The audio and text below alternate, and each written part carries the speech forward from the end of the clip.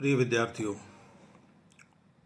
हम लोग इतिहास के स्रोतों की बात कर रहे थे।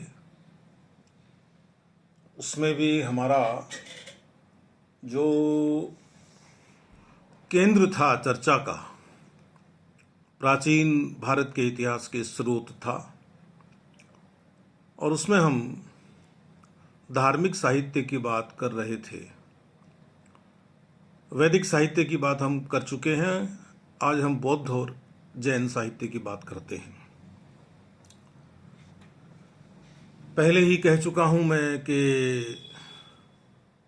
जो धार्मिक साहित्य होता है, या अपन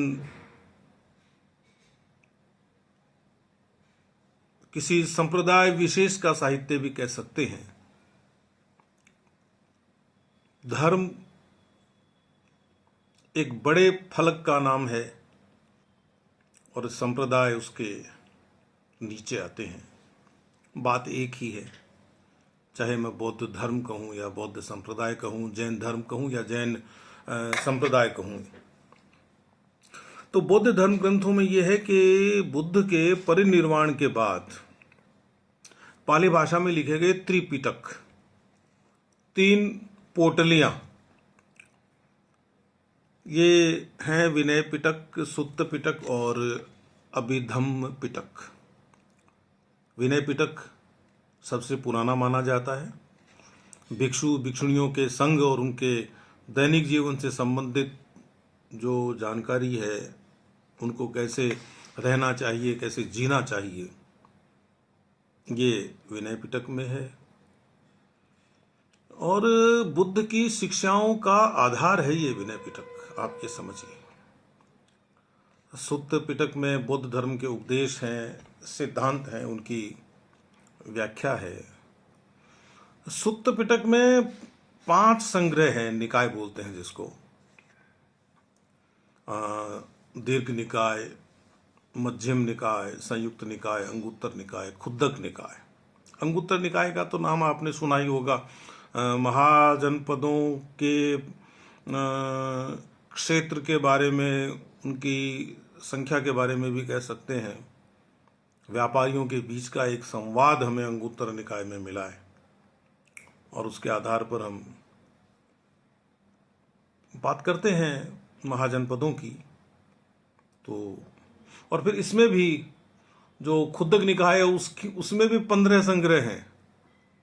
तो ये इतिहास की रचना में बड़े महत्वपूर्ण हैं ये सारे जो अपने संग्रह हैं। जातक कथाएं हैं, बुद्ध के पूर्व जन्मों की काल्पनिक कथाएं लिखी हुई हैं, और कई कई जगह राजाओं का इतिवृत्त भी इनमें मिल जाता है। फिर इन जातक कथाओं पर बहुत सारी टीकाएं की हुई हैं, तो उन टीकाओं से भी इतिहास समृद्ध होता है। एक ग्रंथ है मिलिंद पन्हो,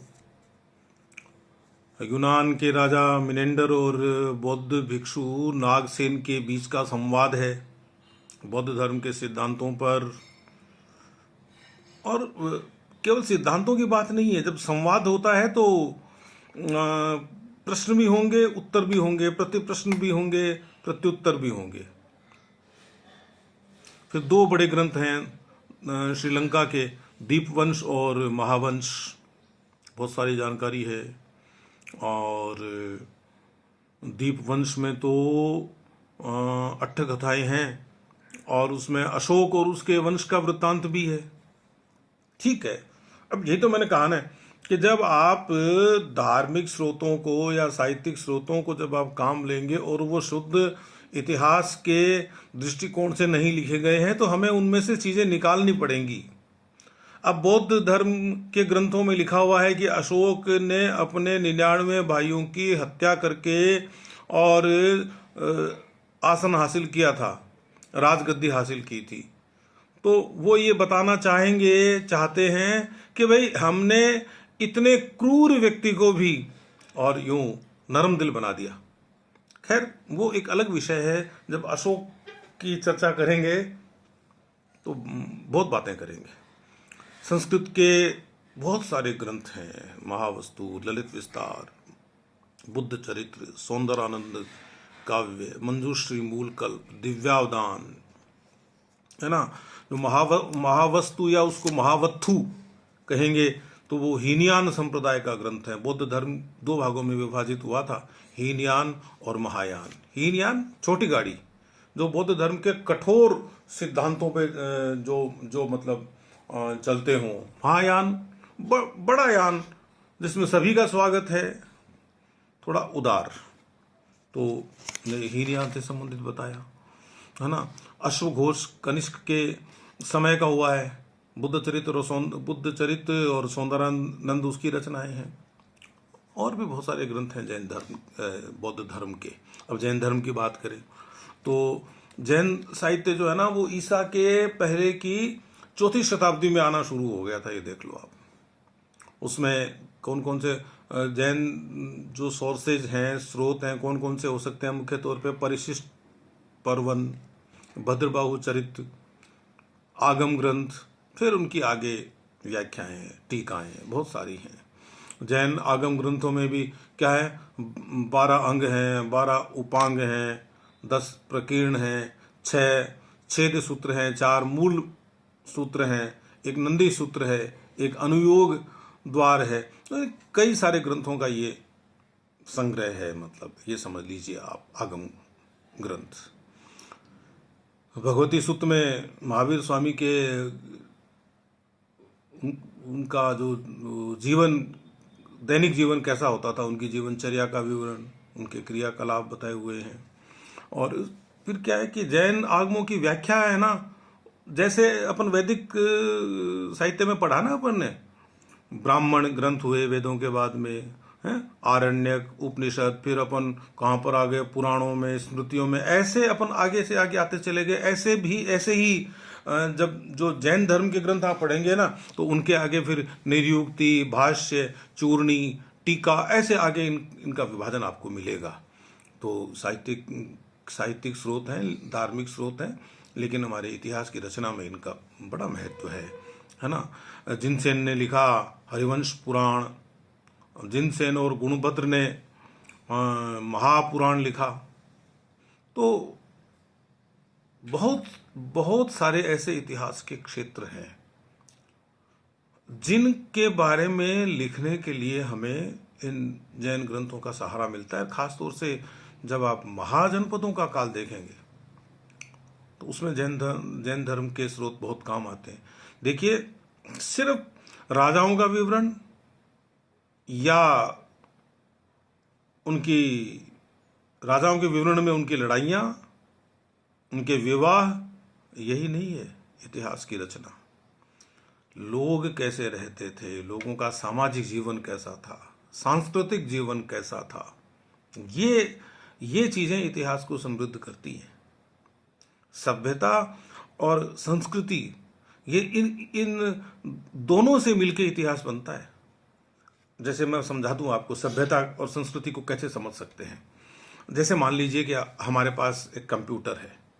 कंप्यूटर के मुख्यतः 2 भाग होंगे, एक हार्डवेयर होगा, एक सॉफ्टवेयर होगा। मोबाइल है जैसे, वो भी कंप्यूटर ही है, हार्डवेयर और सॉफ्टवेयर। हार्डवेयर बाहर से कैसा है, उसकी मेमोरी कितनी है, उसका रैम कितना है ना, कितना स्टोरेज हो सकता है, उसमें क्या क्या चीजें हैं, जो है वो सभ्यता है। हमारे पास क्या है, ये हमारी सभ्यता है। बाहर से हम कैसे हैं, ये हमारी सभ्यता है। हमारे पास रॉकेट भी है, हमारे पास सैटेलाइट्स भी हैं, बहुत कुछ है। जीवन को सुविधाजनक तरीके से जीने के साधन हैं। ये बाहर का जीवन है। भीतर का जीवन हमारी संस्कृति है। क्या सोचते हैं, क्या समझते हैं, जीवन के प्रति हमारा दृष्टिकोण क्या है। आपके मोबाइल में यदि मैं आपको फ़ोन करता हूँ और उधर से ये इस तरह का कोई गीत आता है, ए मालिक तेरे बंदे हम, या ये सुनने को मिल जाए, जहाँ डाल डाल पर सोने की चिड़िया करती बसेरा, तो या फिर ये मिल जाए, सरस्वती वंदना या कुंदेंदु तुषार हार धवला, मैं क्या सोचूंगा कि मेरा ये विद्यार्थी ऐसे सोचता है। और उसकी जगह कोई धूम धड़ाका करता हुआ कोई गीत मुझे सुनाई देगा, उसकी पसंद हो सकती है या कोई और को भी पसंद आ सकता है, लेकिन मैं ये सोचूंगा, या जैसे मान लीजिए कि अब जैसे मेरा मोबाइल है, अब मेरे टेबल पे पड़ा रहता है, कोई उसमें से कहीं से कुछ भी खोल के देख ले। घर में आपको मोबाइल लॉक करने की जरूरत पड़ती है, इसका मतलब कुछ आपके पास छिपाने के लिए है, और जब छिपाने के लिए है तो शायद कुछ ऐसा हो सकता है जो आप वही है जो आप बताना नहीं चाहते। हम भीतर से कितने सुंदर हैं, ये हमारी संस्कृति है, और इंसान का भीतरी और बाहरी रूप, ये दोनों ही रूप इंसान के भीतरी और बाहरी रूप मिलकर इतिहास की रचना करते हैं। तो ये धार्मिक साहित्य था जो हमने पढ़ा। हमारा अगला हिस्सा होगा इस धार्मिक साहित्य के इतर, धर्मेतर साहित्य क्या है, उसके कौन कौन से प्रमुख स्रोत हैं, सोर्सेज हैं, उनके बारे में हम जानकारी करेंगे। Thank you very much.